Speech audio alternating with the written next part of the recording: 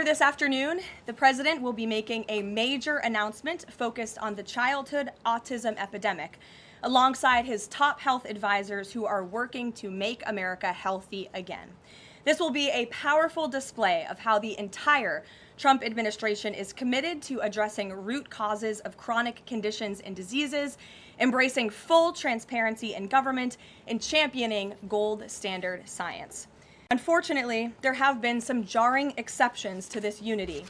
This past Friday, 58 House Democrats voted no, and 38 voted present on a resolution that simply stated, condemning in the strongest possible terms the assassination of Charles James Kirk and all forms of political violence.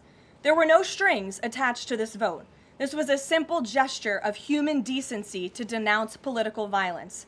I wish I could say that this was only a fringe group, but 96 votes is nearly half of the entire House Democrat caucus. And they didn't just vote against this basic resolution condemning political violence. A number of those same Democrats took to the House floor to smear Charlie Kirk's name. The man wasn't even buried yet, and Democrat members of Congress were denigrating his memory on the floor of the House of Representatives. This was truly a sad moment and a clear reflection of how radical the Democrat Party has become. Many Democrats in elective office have now been totally captured by a radical fringe of the far-left base who want to dehumanize every person they disagree with. We must continue to call this wickedness out. It's the only way that our nation can heal. For too long, past leaders have offered platitudes while political violence has been allowed to fester and harm innocent Americans. There has been coordinated campaigns dating back years, spearheaded by radical left-wing organizations centered on dehumanizing, intimidating, doxing, and even attacking Americans whom they disagree with. These groups have radicalized impressionable individuals to foment violence. An attempted transgender assassin traveled to Justice Brett Kavanaugh's family home with plans to end his life. An attempted assassin came within an inch of ending President Trump's life in Butler, Pennsylvania, and on the campaign trail, another attempted assassin tried to kill the president at his golf club in Florida. A left-wing assassin shot United Healthcare CEO Brian Thompson right in the back in the heart of New York City. ICE agents are facing a more than 1,000% increase in assaults for simply doing their jobs. Violent radical left-wing mobs engaged in illegal behavior, targeted Jewish Americans, and shut down America's college campuses under the previous administration. Left-wing mobs burned down Tesla dealerships out of, quote, protest of Elon Musk and his policies. In May, a left-wing activist shouting "Free Palestine" murdered 2 innocent Israeli embassy staffers outside of the D.C. Jewish Museum here in Washington.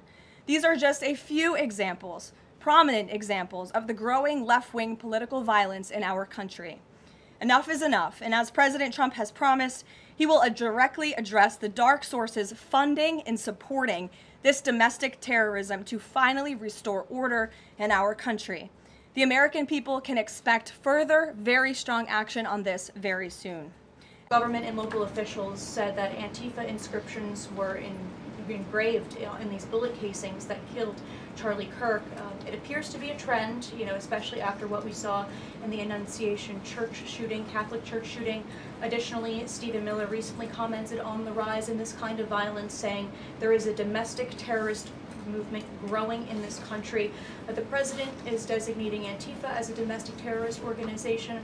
I'm wondering, what is the approach to holding these people accountable, just to ensure that violence like this just is eradicated moving forward? Sure.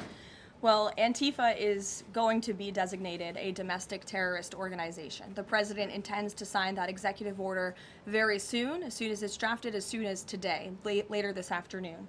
And this is something the president campaigned on because we have seen a rise in violence perpetuated by Antifa radical people across this country who subscribe to this group. And unfortunately, it's gone widely uncovered by many in the legacy media. It also went completely ignored by the previous administration. Not anymore. Not only, as you mentioned, were the bullet casings subscribed with Antifa mottos, if you will, in the heinous assassination of Charlie, but there have also been more examples than I could read off for you here in this briefing room today of violence from Antifa. I will just read a few. In July 2025, 2005, several members of an Antifa cell ambushed and opened fire on officers at an ICE facility in Alvarado, Texas, shooting one officer in the neck. Also in July 2025, 3 Antifa members were charged with assaulting a police officer during a violent riot outside an ICE facility in Portland, which for weeks prior had been under siege from the local Antifa terror cell. In February 2024, a transgender Antifa terrorist detonated an explosive device outside of the office of the Republican Attorney General of Alabama. In July 2023, Antifa members linked to abortionist group Jane's Revenge firebombed pro-life facilities and vandalized churches. In January 2022, a suspected Antifa member was arrested for bringing a pipe bomb to a pro-Trump event. In January 2021, an Antifa supporter threatened to shoot police officers and Trump supporters outside of the Florida State Capitol building. Again, I could continue to list many more examples for those in the room who don't believe this is a serious threat to American safety and our national security, but this administration knows that it is. That's why the president will be signing this order. And we will also be, most importantly, looking at who is funding Antifa and who is funding these other violent left-wing groups that we've seen perpetuate so much crime and mayhem across our country. Charlie Kirk died exercising his First Amendment right, willingly debating, conversing with everybody and anybody. That was what he did. So what message does this White House have now to all Americans who feel like they are too afraid to express their beliefs, their values, their morals in the wake of such horrific violence? I think the president has answered this, and I will leave it to his response, Monica, where he so beautifully said, we have to keep fighting. We have to keep speaking up. We have to keep speaking our mind. I know that's what Charlie would want us to do. And we have a right to free speech in this country. The president supports it. It is protected by our beautiful Constitution. And Americans should not cower in fear. They should rise up in courage to continue speaking the truth. And to end on a lighter note, Caroline, sure. I'd love to know what your favorite memory of Charlie is. Sure. Charlie was a great guy, and he was, of course, a very influential person in the conservative movement, in the MAGA movement. He was so helpful to the president during the campaign and to all of us who worked on that campaign, that historic campaign. I myself had many great memories going on Charlie's amazing podcast and his show. He was always willing to text people with words of encouragement. In fact, my last text exchange with him was the day before he died, and he was asking for my husband and I's address to send a children's book to our son. And I think that just speaks to the type of person that he was. And I know so many of us here at the White House are going to miss him very much. Thank you. On a different topic, going back to the president's social media post from over the weekend regarding the DOJ and his seeming frustration that they hadn't taken action quickly enough. I want to point to something that the president said during his inaugural address. Never again will the immense power of the state be weaponized to persecute political opponents. We will not allow that to happen. Is the president going back on his promise? In fact, the president is fulfilling his promise to restore a Department of Justice that demands accountability. And it is not weaponizing the Department of Justice to demand accountability for those who weaponized the Department of Justice. And nobody knows what that looks like more than President Trump. We are not going to tolerate gaslighting from anyone in the media or from anyone on the other side who is trying to say that it's the president who is weaponizing the DOJ. It was Joe Biden and his attorney general who weaponized the DOJ. Joe Biden used this sacred American institution to go after his political opponent in the middle of an election year. And you look at people like Adam Schiff and like James Comey and like Letitia James, who the president is rightfully frustrated. He wants accountability for these corrupt fraudsters who abused their power, who abused their oath of office to target the former president and then candidate for the highest office in the land. And I think the president is reaffirmed in those frustrations and his hope for accountability by the millions and millions of people who reelected him to this office with a mandate to demand accountability. And the president has not been shy about this, Gabe. In fact, when he traveled to the Department of Justice earlier this year, all of you were there to cover it, he said, quote, "I demand a full and complete accountability for wrongs and abuses that have occurred. The American people gave a mandate to investigate and root the corruption out of our system," and that's what the president wants to see done. I have 2 questions on far-left violence. Sure. The first one, the president said yesterday that the bullet hit Charlie, but it was aimed at every one of us. Do you and your colleagues have a heightened sense of fear following this shooting and this far-left violence we're seeing across the country? I certainly think there's a heightened sense of awareness by conservatives across the country, by all of us here at the White House. Again, as I said to Monica, many of us were personal friends with Charlie and had involvement with Turning Point before we came and served our government in this way. So certainly it's a very shocking incident, and I think, you know, it's very unfortunate that those of us who work in this movement have to think about violence just for speaking our minds and for supporting President Trump. And as a follow-up on that, I asked the president last night on Air Force One about this pattern of transgender violence we're seeing. You know, Charlie's killer lived with his boyfriend who identifies as transgender, and then we had the Annunciation shooting, the Covenant shooting, all of these incidents.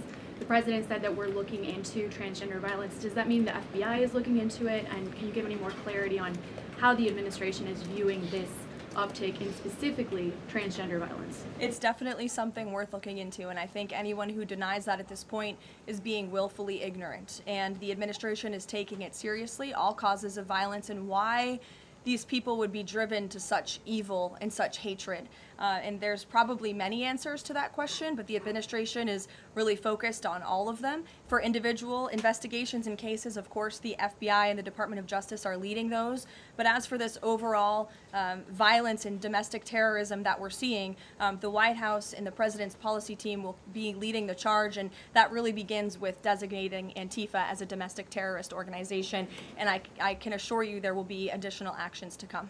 The deal, how much is the deal? And if you can't give an exact number to how much the deal is, when can we expect to learn how much the deal is being valued at? And then separately, who are the members involved in the deal? Like, can you share any more details there? So I don't have a specific number for you, nor am I going to confirm the specific individuals and entities in the deal, Kayla, but I do have several details I'm happy to run through for all of you, and the president will be signing the deal, the official deal, later this week at some point.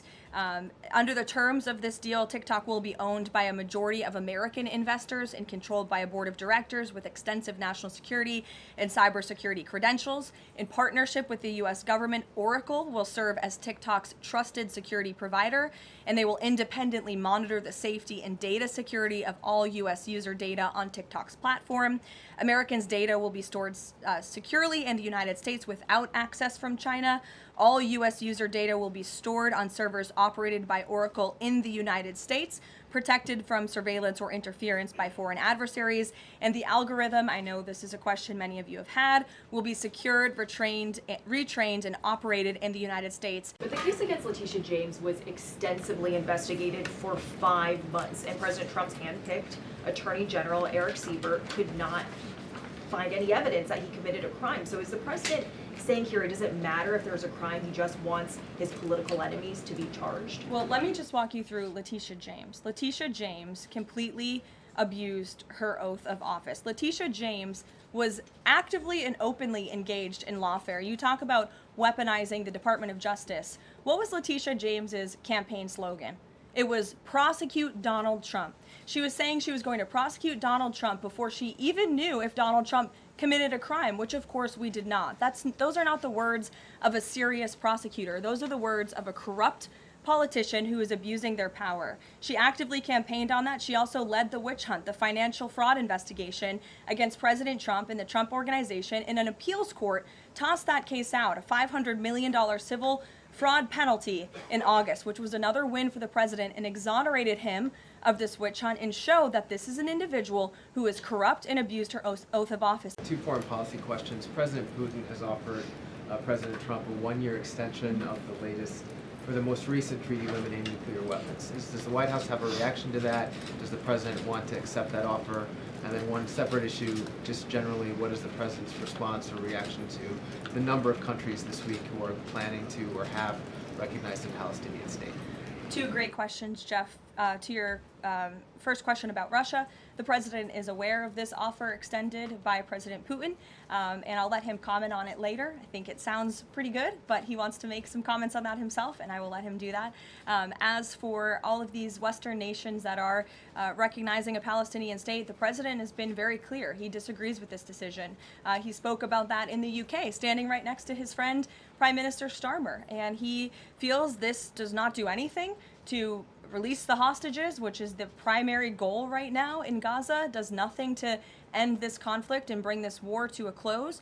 And frankly, he believes it's a reward to Hamas. So he believes these decisions are just more talk and not enough action from some of our friends and allies. Over the weekend, Democratic leaders Chuck Schumer and Hakeem Jeffries sent a letter to the White House asking for a meeting with the president to talk about government funding. Has the White House responded to that letter, and will the president sit down with them to talk about this, given that deadline is now 8 days away? Discussions are ongoing with both Republican and Democratic members of Capitol Hill.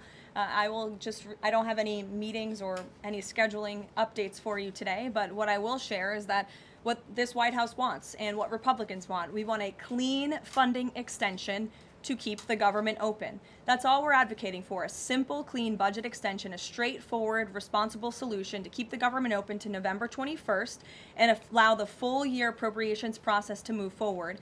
And I will add, this is the same budget that the Democrats approved 6 months ago, just adjusted for inflation. And unfortunately, all of a sudden now, they want to shut down the government. And if the government is shut down, it's only going to, it will be the fault of the Democrats, and it will only hurt the most vulnerable in our country, our seniors, our veterans, our military families, and increasing security for members of Congress, which is something this White House and the administration supports.